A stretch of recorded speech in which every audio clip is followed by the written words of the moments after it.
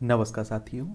आप लोग अपनी स्क्रीन के सामने एक फ़ोटो देख रहे हैं और आप सभी लोगों ने इनका नाम भी सुना होगा और इन्हें जानते भी होंगे।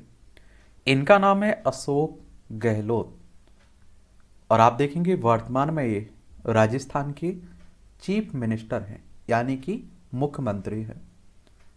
और इन्हें राजनीति का जादूगर भी कहा जाता है, क्योंकि आप देखिए इनके परिवार का संबंध जादूगरी से रहा है।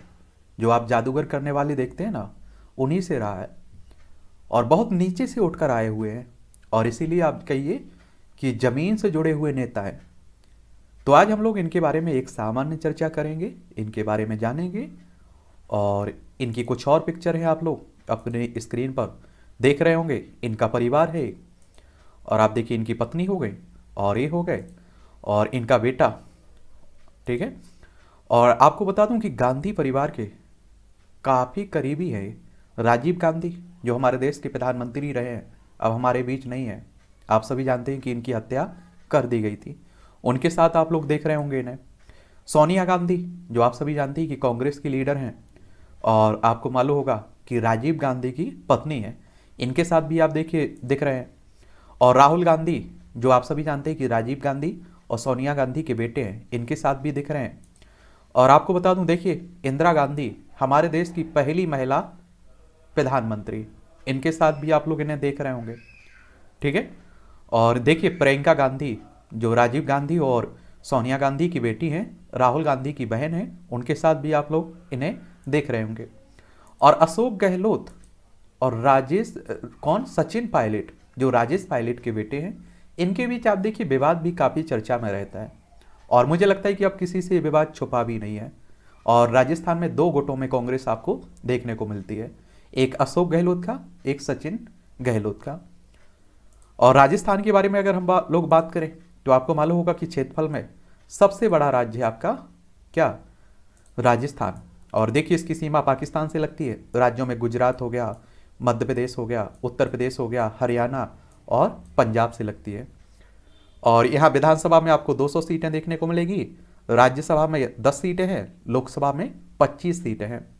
और यहाँ का टोटल अगर क्षेत्रफल देखें ना तो 3,42,239 वर्ग किलोमीटर में फैला हुआ है आपका राजस्थान, ठीक है। अब हम लोग अशोक गहलोत साहब के बारे में बात करते हैं।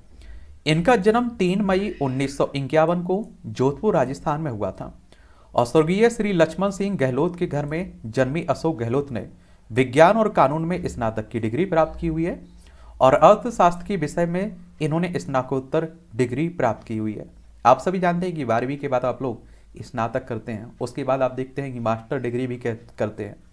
गहलोत का विवाह 27 नवंबर 1977 को श्रीमती सुनीता गहलोत के साथ होता है। उनके पुत्र एक बेटा है जिसका नाम वैभव गहलोत है और इनकी एक पुत्री भी है और जिनका नाम सोनिया गहलोत है। गहलोत एक जमाने में जादूगर भी रह चुके हैं, इनका परिवार भी जादूगर से जुड़ा रहा है। राजस्थान की राजनीति में जादूगर की भूमिका निभाने वाले गहलोत माली जाति से संबंध रखते हैं और हिंदू धर्म है इनका।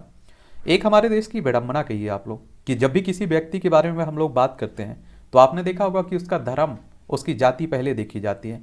तो माली जाति से आते हैं और इनका हिंदू धर्म आपको देखने को मिलेगा।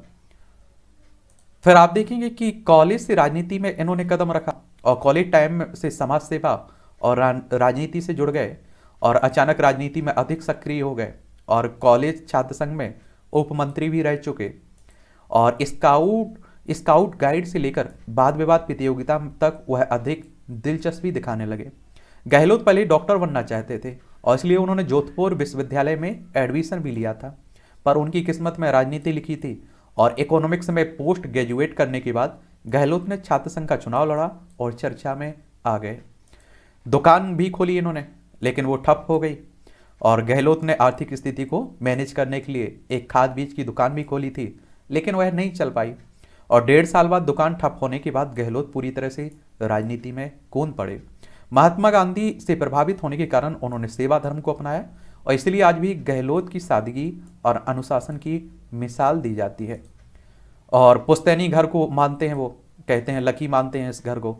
अशोक गहलोत का पुश्तैनी घर राजस्थान के जोधपुर में सरदारपुरा विधानसभा क्षेत्र में पड़ता है और अशोक गहलोत ने यहीं से अपने राजनीतिक सफर की शुरुआत की थी और अशोक गहलोत ने पहली बार यहीं से चुनाव लड़ा था और जीत भी हासिल की थी।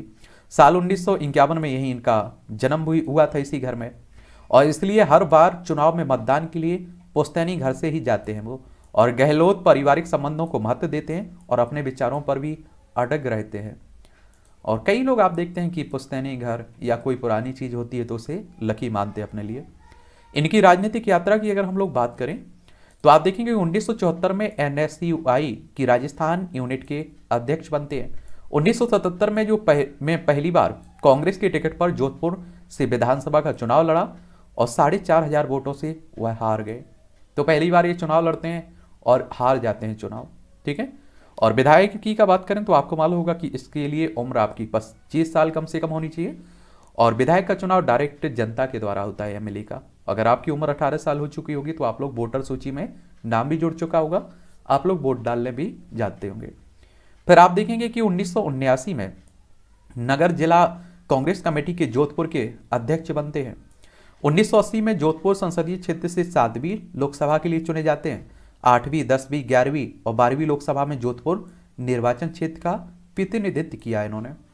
और तो आप लोग समझ सकते हैं कि काफ़ी जमीन से जुड़े हुए नेता हैं। या आप सोचिए कितने बार चुनाव जीतना आसान भी नहीं होता है।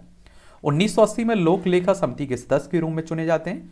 1982 में राजस्थान प्रदेश कांग्रेस कमेटी के महासचिव बनते हैं। 1982 में संघ के पर्यटन विभाग के निर्वाचित उप मंत्री बनते हैं।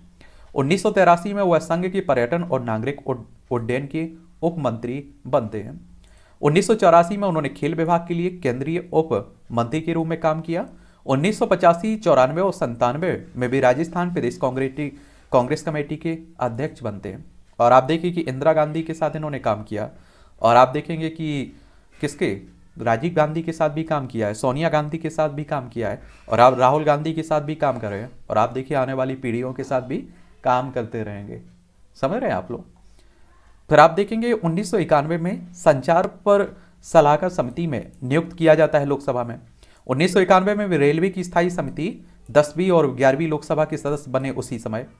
और 1998 में राजस्थान की पहली बार मुख्यमंत्री बनते हैं। 1999 में सरदारपुर जोधपुर विधानसभा क्षेत्र से विधायक के रूप में चुने जाते हैं। और जो लोकसभा सदस्य होता है ना, इसका चुनाव भी डायरेक्ट जनता के द्वारा ही होता है। इसमें भी उम्र आप देखेंगे 25 साल कम से कम आपकी होनी चाहिए। अधिकतम उम्र की सीमा यहाँ भी कोई नहीं रखी गई है। 2008 में उन्होंने फिर से राजस्थान के मुख्यमंत्री के रूप में काम किया और 2017 में अखिल भारतीय कांग्रेस कमेटी के निर्वाचित महासचिव बने। और आप सभी जानते हैं कि 2018 में जब राजस्थान में कांग्रेस को बहुमत मिला तो 15वीं राजस्थान विधानसभा के लिए सरदारपुर पूरा विधानसभा क्षेत्र से फिर से चुने गए और 2018 में वह तीसरी बार राजस्थान के मुख्यमंत्री बनते हैं।